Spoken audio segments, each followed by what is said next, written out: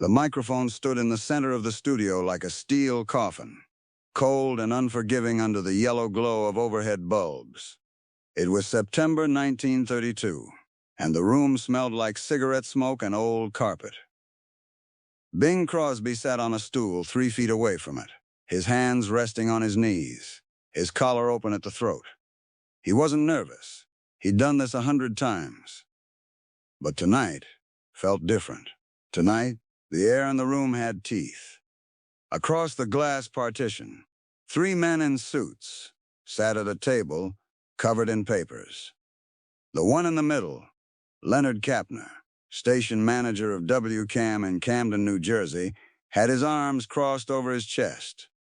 His face was tight, like a man trying to hold back a sneeze. The other 2 leaned in close, whispering, glancing up at Crosby through the glass, like he was an animal in a cage they weren't sure how to feed. Crosby didn't look at them.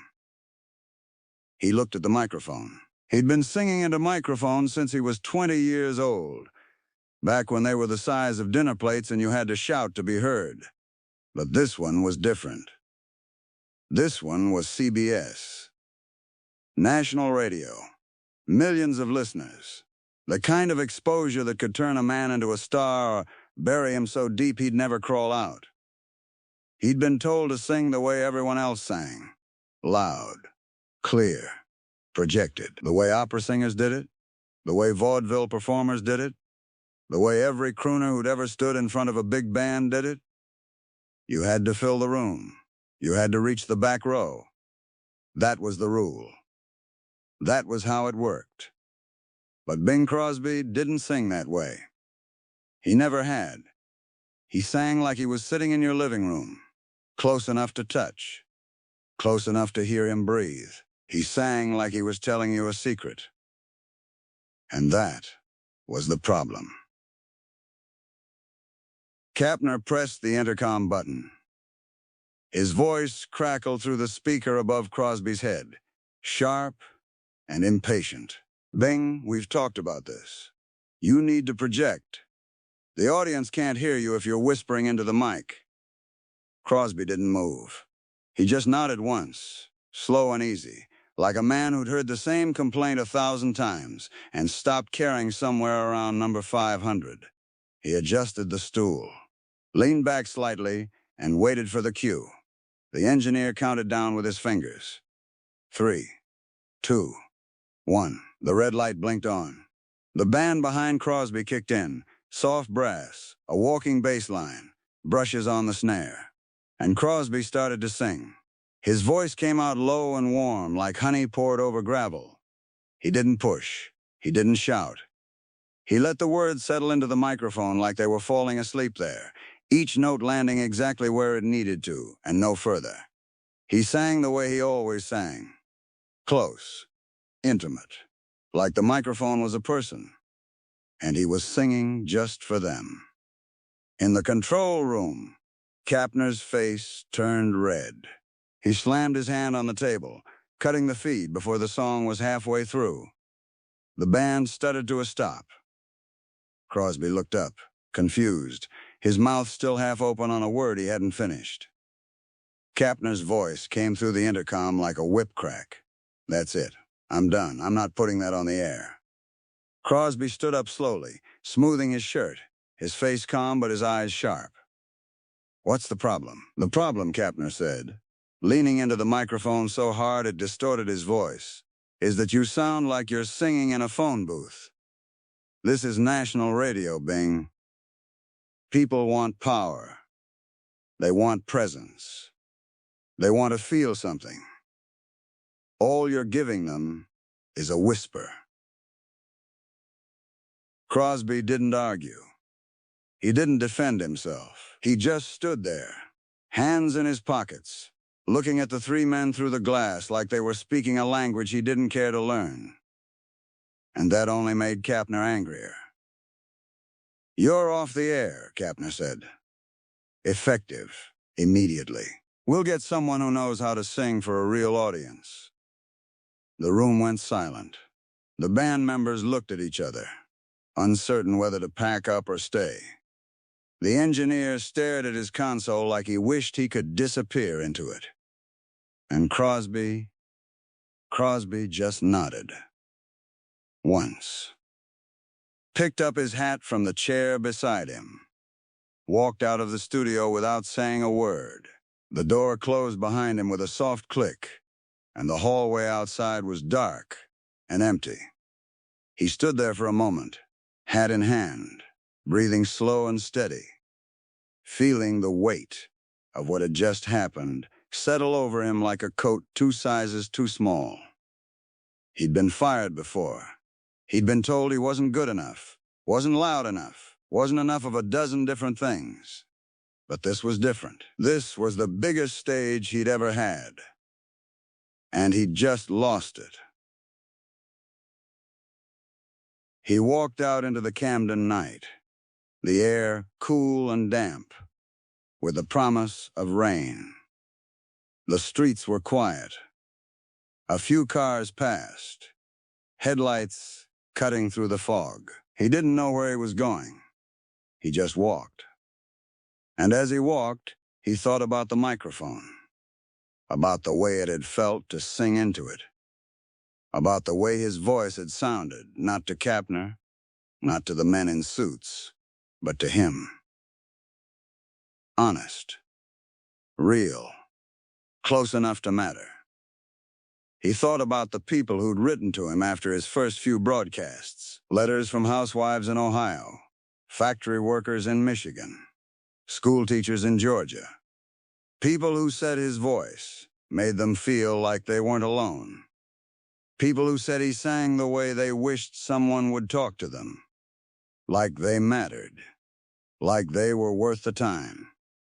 Kapner didn't care about those letters. Kapner cared about ratings, about filling seats, about making noise loud enough to drown out the competition. And maybe he was right. Maybe that's what people wanted. Maybe Crosby was wrong. Maybe he'd been wrong the whole time. But he couldn't sing any other way. He'd tried.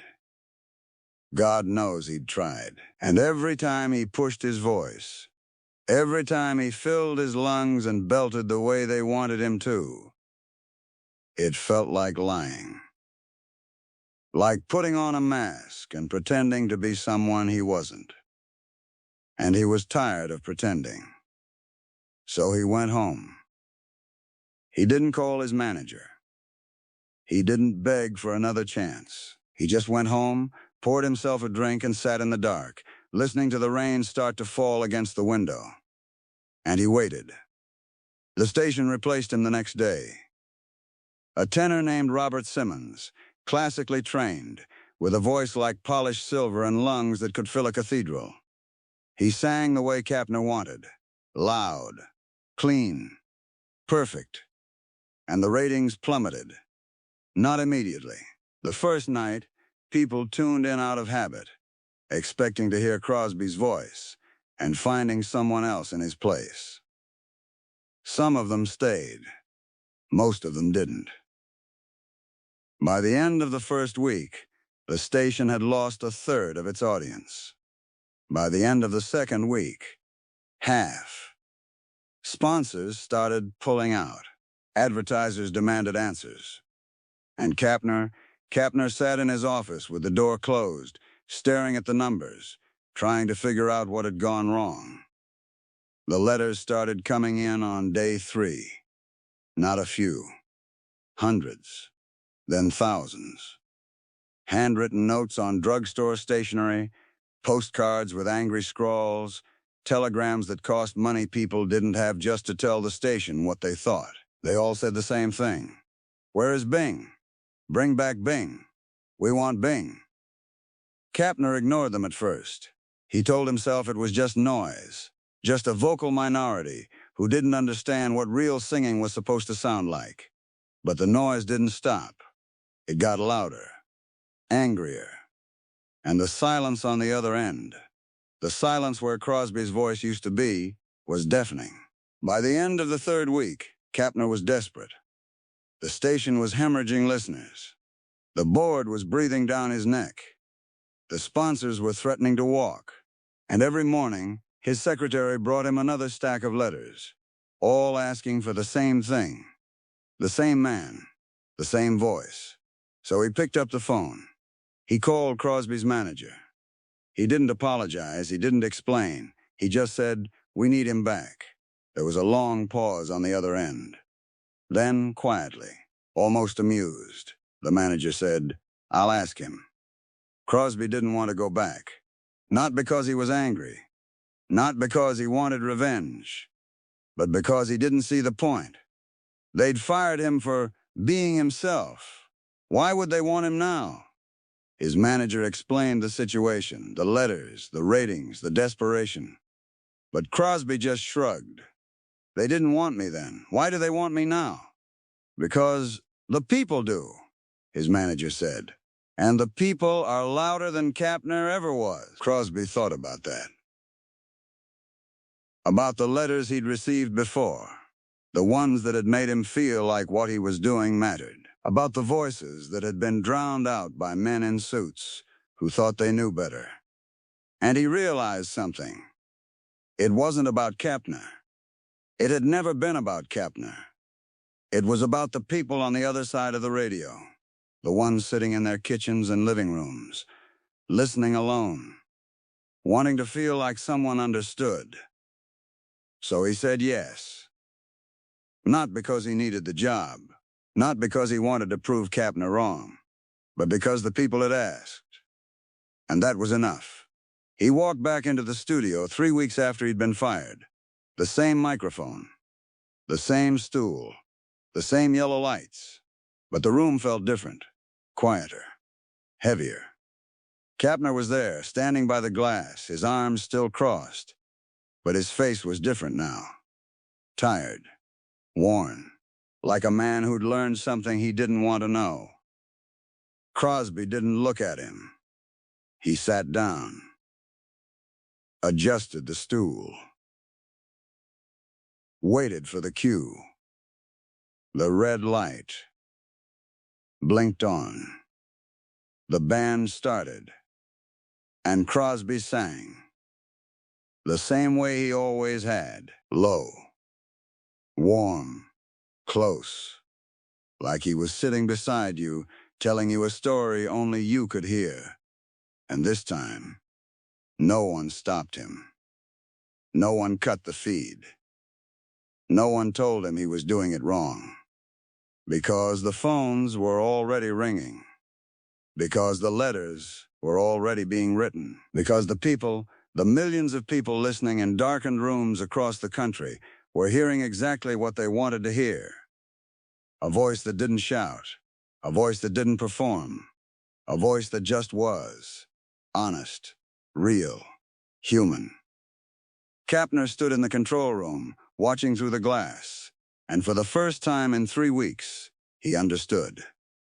It wasn't about volume. It wasn't about projection. It wasn't about filling the room. It was about reaching one person. One heart. One listener who needed to feel like they weren't alone. And Crosby had been doing that all along. Not because he was trying to, but because he didn't know how to do anything else. When the song ended, Crosby stood up, put his hat back on, and walked out. He didn't wait for approval. He didn't ask if it was good enough. He just left. And behind him, the phones kept ringing. The letters kept coming. And the ratings climbed higher than they'd ever been. Kapner never apologized. He never admitted he was wrong. But he never questioned Crosby's voice again. He let him sing the way he wanted to sing. Close. Quiet. Real. And the audience that had been ignored, dismissed, told they didn't know what they wanted, proved everyone wrong. Because they did know. They'd always known. They just needed someone to listen. Crosby became the biggest star in radio. Not because he changed, But because he didn't, he stayed exactly who he was, singing exactly the way he always had, and the world bent to meet him, not the other way around. Years later, someone asked him about that night, about being fired, about coming back, and Crosby just smiled, that same easy, tired smile, and said, "I only know one way to sing. If that's not good enough, then I guess it's not good enough." But it was, it always had been. The men in suits just hadn't been listening. The people were. And in the end, the people were the only ones who mattered. The microphone stayed in that studio for years after Crosby left. Other singers used it. Other voices passed through it. But none of them sounded the way he did. None of them understood what he'd understood, that the microphone wasn't a megaphone. It was a bridge. A way to reach across the distance and touch someone. To make them feel seen, heard, known. And that night, in the rain and the dark and the silence after he'd been fired, Bing Crosby had walked home not knowing if he'd ever sing again. But he'd kept the one thing that mattered. The one thing no one could take away.